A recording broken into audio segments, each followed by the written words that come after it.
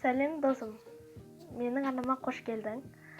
Мен бұл арнада видео монтаждаудың тәсілдерін және де қазіргі трендтегі қандай видео монтаждау әдістері бар екенін үйретемін және приложениелермен таныстыратын боламын. Менің есімім Жанерке. Ең алдымен видеоны көрмес бұрын менің Instagram парақшама тіркеліп қой. Мен онда көптеген пайдалы ақпараттармен және де қызықты видеолармен бөлісетін боламын. Кеттік. Ең алдымен VN приложениесін өзіңізге, суткаңызге жүктеп алыңыз. VN приложениесіне кіреміз.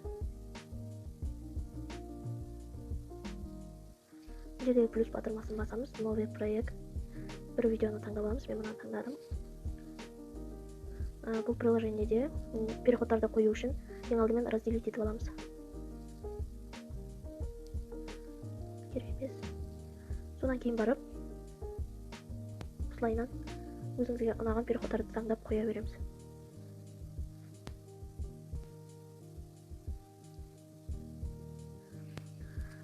Қойғаннан кейін бұл жерде фильтр қоюға болады, эстетика, тұман, өзіңізге ұнаған таңдайсыз. Сосын мұндағы замедление кадрларды скорость дегенді басып, осылай жасау арқылы төмге қарай жайырақ болады, жоғары қарай жылдамдық.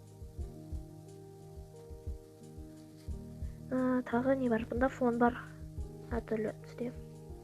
Сонымен қатар тек қана переход effects дейміз. Бұл жерде плюсті басқанда да тағы бір переходтар бар.